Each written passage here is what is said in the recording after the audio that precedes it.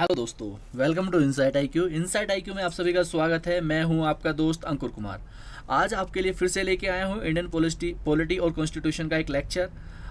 जैसा कि आपको पता है, इंडियन पॉलिटी की इस सीरीज़ में हमारा चल रहा है historical background of Indian constitution, और जल्द ही हम इसको कंप्लीट करने के बाद अपने चैप्टर 2 यानी कि मेकिंग ऑफ द कॉन्स्टिट्यूशन यानी कि संविधान के निर्माण पर हम मूव कर जाएंगे।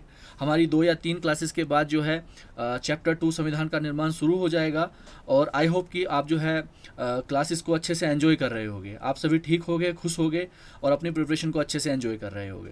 आशा करता हूँ जल्द ही आप अपने कॉम्पिटिटिव एग्जाम को बीट करेंगे और सिलेक्शन पाकर अपने जो भी सपने हैं, ड्रीम्स हैं, उनको आप दोस्तों पूरा करेंगे।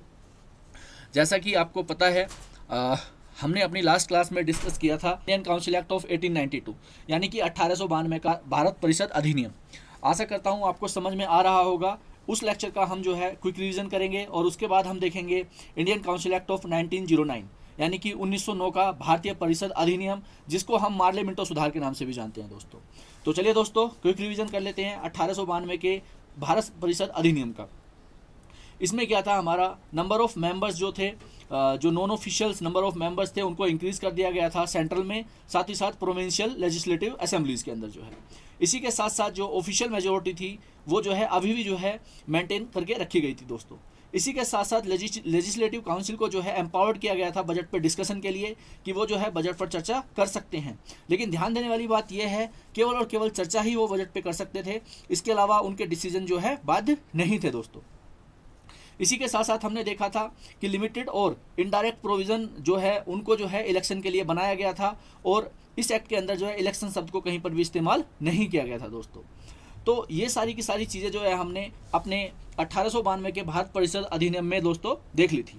अब जो आज का हमारा लेक्चर है, क्विक रिवीजन के बाद जो है हमारा जो लेक्चर है वो है इंडियन काउंसिल एक्ट ऑफ 1909, जिसको हम मार्ले मिंटो रिफॉर्म्स भी बोलते हैं दोस्तों। उसके बारे में हम देखेंगे। मार्ले मिंटो हमारा जो है काफ़ी इंपॉर्टेंट है। मार्ले मिंटो 1909 का जो एक्ट है ये हमारा इंपॉर्टेंट है, और 1919 का भी इंपॉर्टेंट है, और 1935 का भी। तो ये 3 एक्ट को आप अच्छे से समझ लीजिए। इन 3 एक्ट से कोई ना कोई क्वेश्चन आपके कॉम्पिटेटिव एग्जाम में आएगा ही आएगा दोस्तों। तो चलिए दोस्तों, शुरू करते हैं अपना 1909 का मार्ले मिंटो सुधार। अभी भी आपका जो है क्राउन रूल ही चल रहा है। क्राउन रूल हमारा 1858 से लेकर 1947 तक आपके माइंड में सेट हो गया होगा। इससे पहले हम देख रहे थे कंपनी रूल। ठीक है दोस्तों, आज हम देखेंगे इंडियन काउंसिल एक्ट ऑफ 1909, जिसको हम मार्ले मिंटो रिफॉर्म्स भी बोलते हैं। एडमिनिस्ट्रेटिव चेंजेस देखेंगे, लेजिस्लेटिव चेंजेस देखेंगे, अदर चेंजेस देखेंगे, और इस क्लास को जो है हम बाइंड अप करेंगे इसके बाद जो है। तो एडमिनिस्ट्रेटिव चेंजेस में हमारा क्या है, it was the first time when provisions was made for associating Indians to the executive council of viceroy and governor।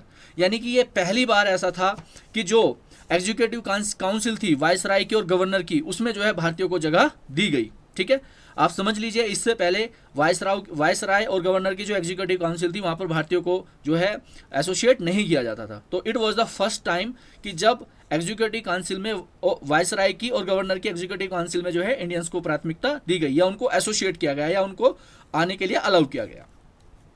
Satyendra Prasad Sinha was the first Indian to join executive council.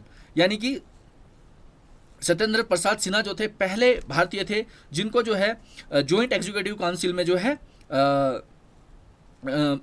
Entry मिली, मतलब जो है। ठीक है दोस्तों, third point, 2 Indians were nominated to the council of the secretary of the state for Indian affairs. यानी कि जो Indian affairs से रिलेटेड सेक्रेटरी ऑफ स्टेट था, उसमें 2 भारतीयों को जो है नॉमिनेट करने का भी प्रोविजन इसके अंदर किया गया दोस्तों। तीनों पॉइंट इंपॉर्टेंट हैं और तीनों को आप अच्छे से याद रखेंगे, घुमा फिरा के क्वेश्चन पूछा जा सकता है दोस्तों।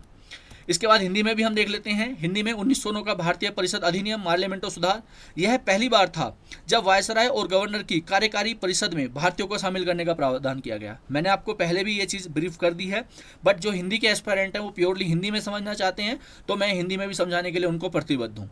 ठीक है, सत्येंद्र प्रसाद सिन्हा कार्यकारी परिषद में शामिल होने वाले पहले भारतीय थे।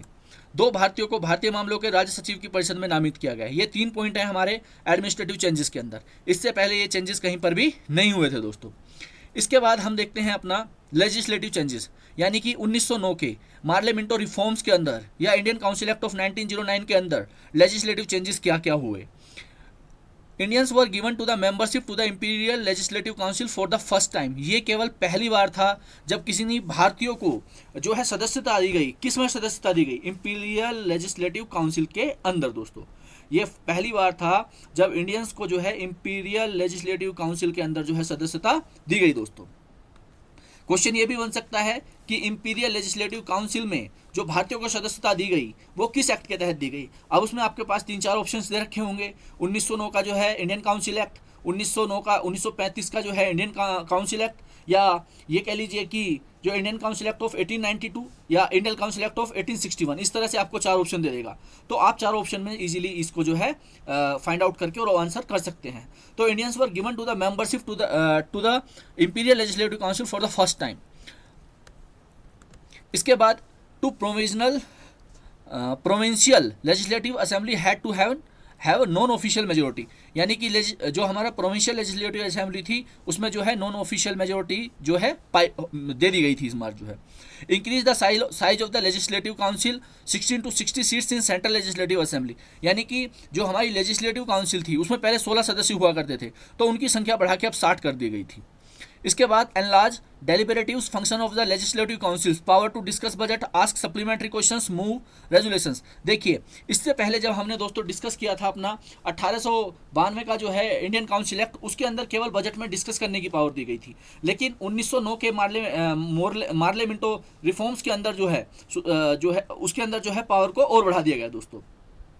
जब उसके अंदर पावर को बढ़ाया गया तो क्या क्या पावर्स उसको दी गई? उसमें दी गई पावर टू डिस्कस बजट, पहले भी दिया जा रहा था, अभी भी दिया जा रहा था, ठीक है। इसके बाद आस्क सप्लीमेंट्री क्वेश्चंस, यानी कि क्वेश्चंस वो उसमें आस्क कर सकते थे, और साथ ही साथ क्या कर सकते थे? मूव रेजोल्यूशंस, उस पर जो है रेजोल्यूशंस भी मूव कर सकते थे। जैसा कि आज के आप पार्लियामेंट्री सिस्टम में देख सकते हैं, जितने भी संसद के अंदर होते हैं, चाहे वो राज्यसभा हो चाहे वो हमारी लोकसभा हो, ठीक है, उन दोनों के अंदर जितने भी हमारे मेंबर्स होते हैं उनको जो है किसी भी तरह के क्वेश्चंस जो है वो पूछ सकते हैं। जब मैं आपको पॉलिटी की लेक्चर करा रहा हूँ तो उसमें मैं आपको बताऊंगा कि किस किस तरह के क्वेश्चंस होते हैं, ताकि आपको इजीली चीज़ें समझ में आ जाए दोस्तों। तो तब भी 1909 के इंडियन काउंसिल एक्ट के अंदर ये चीज़ें एम्पावर करी गई कि ठीक है कि अगर बजट है, बजट पे उनको पावर दी गई डिस्कस करने की, सप्लीमेंट्री क्वेश्चन पूछने की, और जो है रेजुलेशंस मूव करने की उन पे जो है पावर उनको दी गई। ठीक है दोस्तों, पहले ये पावर नहीं थी। तो ये हो गए सर, ये हो गए हमारे लेजिस्लेटिव चेंजेस। हिंदी में भी एक बार गो थ्रू कर लेते हैं। लेजिस्लेटिव चेंजेस को हम बोलते हैं विधायी परिवर्तन। भारतीयों को पहली बार इंपीरियल लेजिस्लेटिव काउंसिल की सदस्यता प्रदान की गई। प्रांतीय विधानसभा के पास गैर सरकारी बहुमत होना चाहिए। विधान परिषद के आकार में वृद्धि, केंद्रीय विधानसभा में 16 से 60 सीटें कर दी गई। विधान परिषद के बढ़े हुए विचार विमर्श, यानी बजट पर चर्चा करने की शक्ति, पूरक प्रश्न पूछना और संकल्प लेना, ये सब शामिल था। तो ये हुआ हमारा इसके अंदर लेजिस्लेटिव चेंजेस। अब हम डिस्कस करेंगे अदर चेंजेस के बारे में दोस्तों।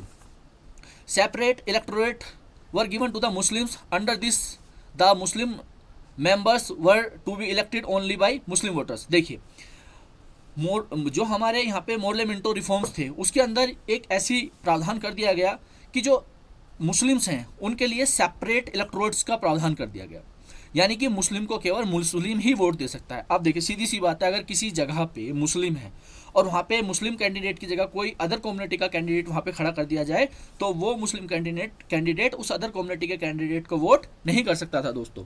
आई होप कि आपको चीज़ें समझ में आ रही होंगी दोस्तों। अब जब यहाँ पे हमारा सेपरेट इलेक्टोरेट कर दिया गया, किसके लिए? मुस्लिम्स के लिए।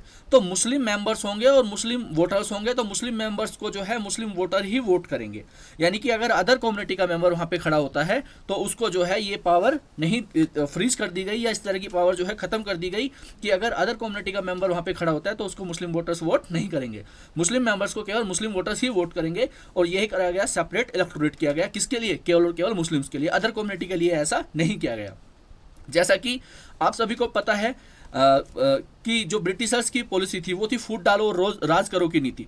तो उन्होंने यहाँ पर भी कहीं ना कहीं जो भारत की जनसंख्या थी या भारतीय लोग थे उनमें वही उन्होंने चीज़ें अप्लाई करी कि फूट डालो और राज करो। और 1909 के जो मार्लेमेंटो रिफॉर्म्स हैं या 1909 का जो इंडियन काउंसिल एक्ट है उसके अंदर ये चीज़ें कहीं ना कहीं प्रत्यक्ष रूप से आप लोगों को दिखाई देंगी। अगर उनके अंदर इस तरह की भावना नहीं होती तो उनको सेपरेट इलेक्टोरेट बनाने की जरूरत नहीं थी।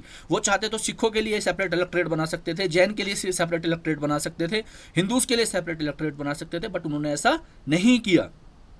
मुस्लिम कम्युनिटी को या मुस्लिम धड़े को अलग करने के लिए उन्होंने इस तरह के प्रोविजन कर दिए दोस्तों। ठीक है, सेकंड पॉइंट देख लेते हैं क्या है। It also provide separate representation for presidencies, corporations, chamber of commerce and zamindars, यानी कि सेपरेट रिप्रेजेंटेशन की व्यवस्था कर दी गई। किसके लिए कर दी गई? जमींदारों के लिए, चैम्बर ऑफ कॉमर्स के लिए, प्रेसिडेंसीज के लिए। तो इस तरह की व्यवस्था ये लोग जो है लेके आए। हिंदी में भी एक बार गो थ्रू कर लेते हैं। मुसलमानों को अलग निर्वाचक मंडल दिया गया। इसके तहत मुस्लिम सदस्यों को केवल मुस्लिम मतदाताओं द्वारा चुना जाना था। इसने प्रेसिडेंसी निगमों, चैम्बर ऑफ कॉमर्स और जमींदारों के लिए अलग से प्रतिनिधित्व भी प्रदान किया। तो ये हमारे जो है अन्य परिवर्तन थे दोस्तों। आई होप कि आपको क्लासेस समझ में आ रही होंगी, और अगर आपका कोई भी सुझाव है दोस्तों तो आप मुझे कमेंट के माध्यम से दे सकते हैं। कोई क्वेरी है तो आप मुझे ईमेल कर सकते हैं support@insightIQ.in पर। कल की क्लास में हम जो है डिस्कस करेंगे दोस्तों 1919 का जो है government of India act. I hope कि आपको समझ में आ रही हैं चीज़ें, और इसी तरह से हम जो है आगे बढ़ते जाएंगे। अभी हमारे 2 लेक्चर बचे हैं historical background of Indian constitution में, और उनको हम अगले 2 दिनों में पूरा कर लेंगे दोस्तों। आपका कोई भी सुझाव है तो आप मुझे कमेंट के माध्यम से दे सकते हैं। आपकी कोई क्वेरी है तो आप मुझे ईमेल कर सकते हैं support@insightIQ.in पर दोस्तों। थैंक यू दोस्तों, have a good day, take care, bye bye.